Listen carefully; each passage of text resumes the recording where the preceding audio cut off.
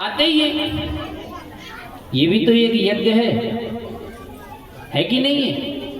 नर्मदा सप्ताह यज्ञ है ये भी, जिसमें देखो कितने लोग आए हैं। यज्ञ में सबका कल्याण होता है, तभी तो यज्ञ होते हैं। अगर यज्ञ से कल्याण नहीं हुआ होता तो यज्ञ हम और आप करते क्या? अरे होता है सारे विश्व का कल्याण यज्ञ से, होता है कि नहीं होता? विचार करो आप कि होता है सारे विश्व का कल्याण यज्ञ से।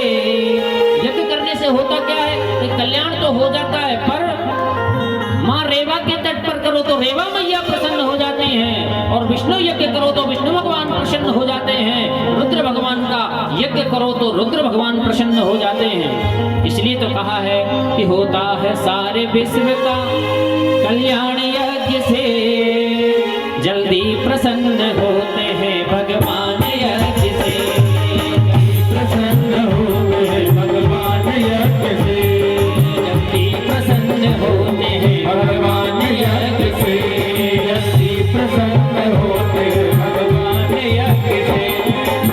विचार करना आप लोगों ने भी खूब यज्ञ किए, और यज्ञ जब अपने यहाँ होते हैं तो कितने तन मन भाव से लगते हैं। विगत 4 दिनों से मैं इस घर को देख रहा हूँ।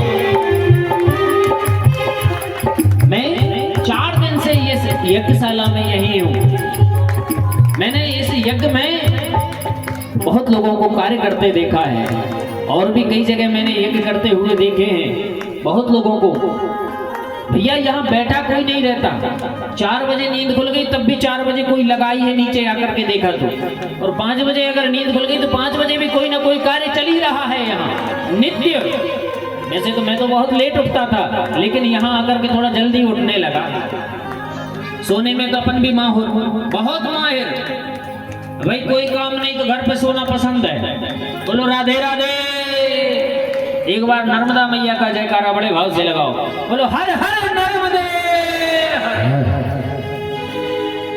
मेरा एक ही तात्पर्य होता है, कोई कार्य नहीं है तो घर पे रहना मुझे पसंद है। कोई कार्य नहीं कर रहा हूं तो मुझे घर पे रहना बहुत पसंद है। सो जाऊंगा, स्वाध्याय कर लूंगा, लेकिन बाहर घूमना पसंद नहीं है। लेकिन मैं यहाँ 4 दिन से देख रहा हूँ। 4 दिन, आज चौथा ही दिन है ना। 4 दिन से क्या देखा? 5 बजे देखा तब भी सब लोग नहाते हुए मिलते हैं, बिल्कुल नहा करके रेडी। अरे छोटे छोटे बालकों को संभालना एक परिवार में बहुत बड़ी बात होती है। और यहाँ तो लगभग 5-6 तो हैं, 5-6 तो हमको दिख ही रहे हैं, परमानेंट दिख रहे हैं। 5-6-7 बच्चे हैं, उनको भी देखना है, उनको स्कूल का तैयारी भी करना है। जो कुछ बच्चों के पेपर चल रहे हैं उनको पेपर भेजना है, उनकी तैयारी, भोजन की प्रसादी, फिर 10-11 बजे सब रिश्तेदारों की तैयारी। ये मैं प्रत्यक्ष रूप से यहाँ देख रहा हूँ। कहते हैं ना, एक नहीं अपितु 100 पूरे 4 भाभियां हैं, चारों लोग ऐसे लगी हैं, चारों भैया हैं ऐसे लगे हैं, जो कुछ कर दिया जो जी गुरु जी ऐसा होना है। ठीक है गुरु जी, काम हो गया। ये भी तो यज्ञ है ना। अब एक बात बताओ, इस इतने बड़े यज्ञ से अगर भगवान जल्दी प्रसन्न नहीं होगा तो कब होगा? इसलिए तभी तो कहा है यज्ञ करना हमारे जीवन में सार्थकता लाना है। हम लोगों को भी विचार करना चाहिए। हम ये नहीं कहते कि आप हर कभी यज्ञ करो, हर कभी पाठ पूजन करो, नहीं। अरे एक नियम तो बनाओ, साल में कम से कम एक बार तो हम यज्ञ में दर्शन कर लें। ये भी एक यज्ञ है। देखो कथा भी एक यज्ञ है, और आहुतियों वाला जो यज्ञ होता है वह भी यज्ञ है। इसमें कितना कल्याण होता है। एक तो हमारे क्षेत्र का कल्याण होता है, क्षेत्र का कल्याण होता है इससे। लेकिन पहले लोगों यहाँ बहुत हुआ करते थे। जब मैं छोटा था, परम आदरणीय पूज्यपाद श्री बीकलपुर से विद्या वाचस्पति जी श्री रामाधर जी महाराज जी यहाँ आगमन होता था उनका। रामचरितमानस का स्वाध्याय होता था, वाचन होता था नित्य। कई दिनों तक मैंने देखा। मेरे मन में भी आया कि मुझे भी करना है। एक दिन मैंने कहा डॉक्टर साहब से, आदरणीय, वो तो मेरे मामा जी लगते थे, मैंने मामा जी मुझे भी करना है। मामी जी ने कहा जरूर करोगे। लेकिन यहां नहीं रहना है तुमको, जाओ। मामा जी का आशीर्वाद से बनारस पहुंच गए, थोड़ा बहुत कुछ सीख लिया,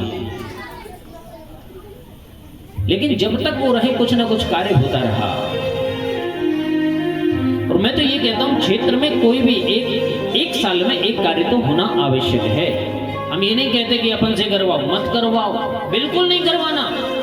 गांव के एक ब्राह्मण को मत रखना, स्वीकार होगा, किसी को तो बुलाओगे, किसी से तो करवाओगे, कल्याण तो होगा ना अपने क्षेत्र का ही, अपने क्षेत्र का कल्याण होगा, ये सबसे ज्यादा खुशी है।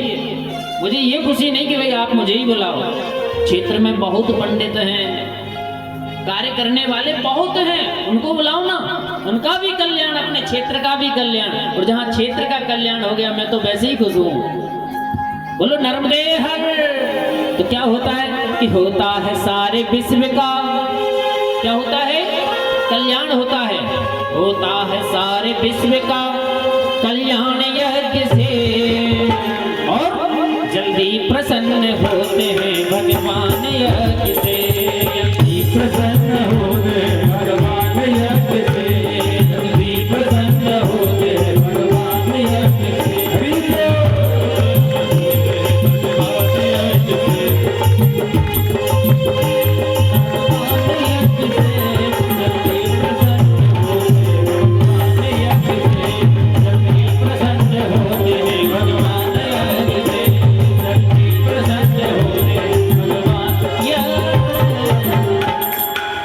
तो भगवान को भी प्रसन्न रखना है।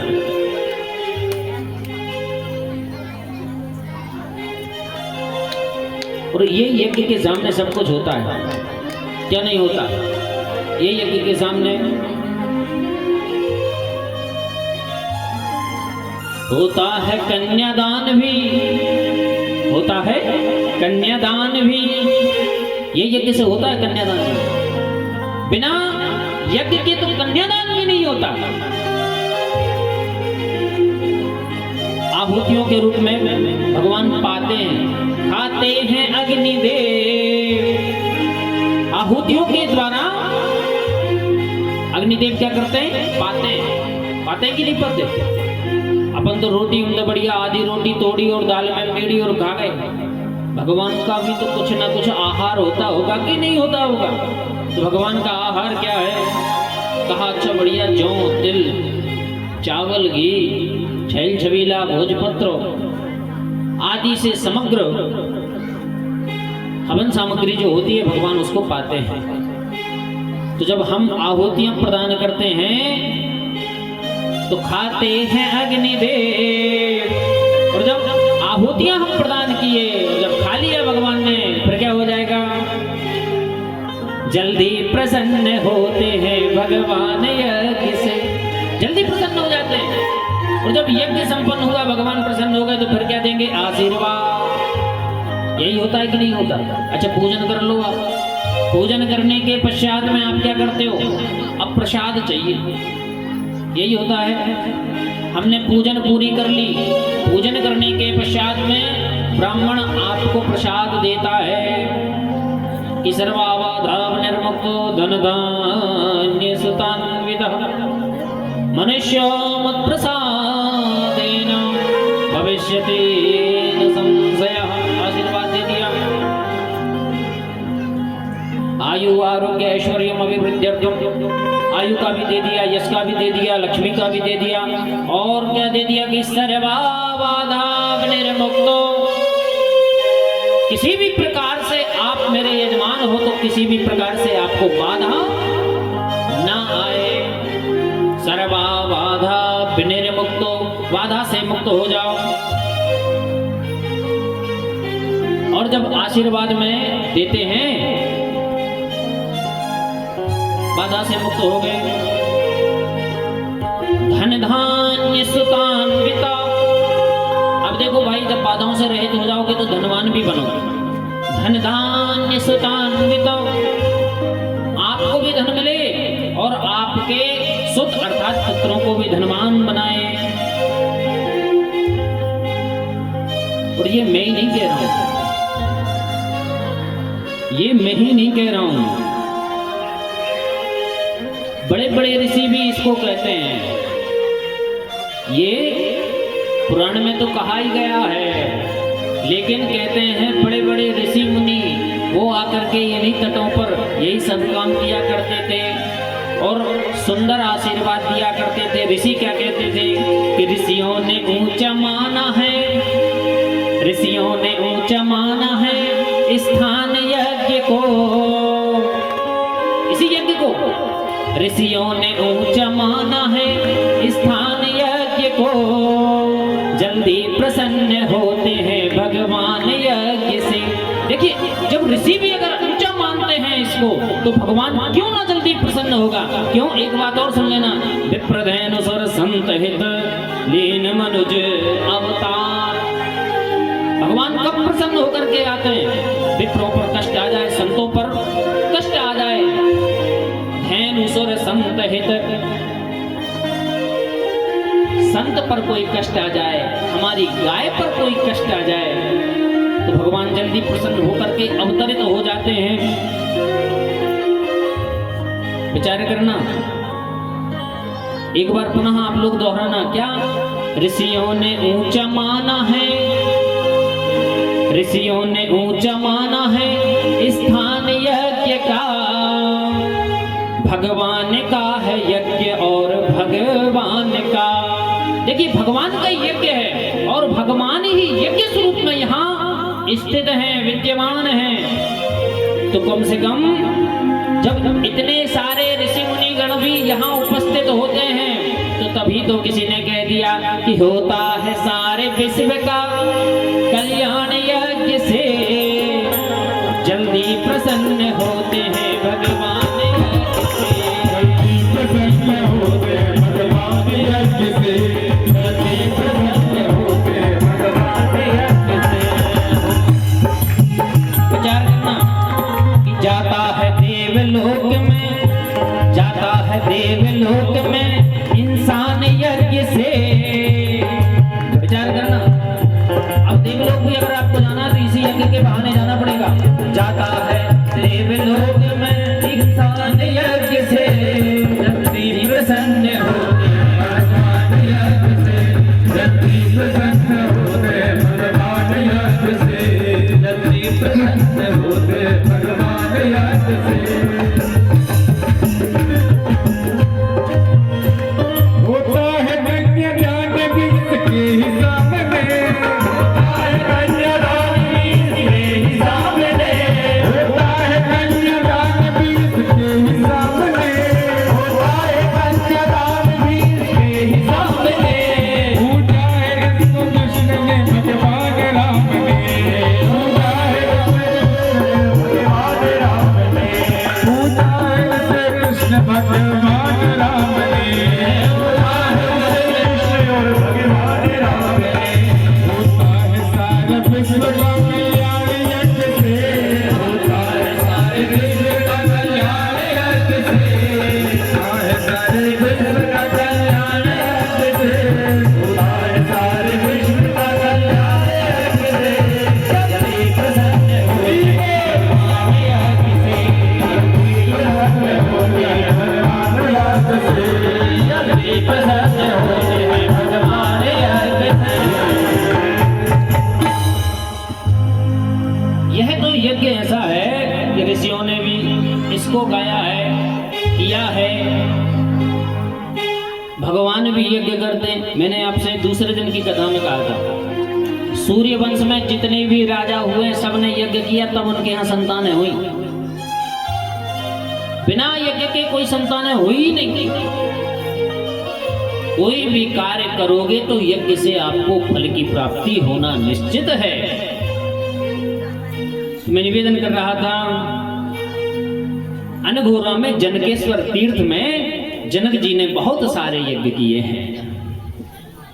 और जब यज्ञ यहाँ हो गए, आगे बढ़े, तो आगे एक और बड़ा सुंदर स्थान आता है, क्या, शुक्लेश्वर भगवान का, जहाँ साक्षात स्वयंभू आकर के विराजमान है।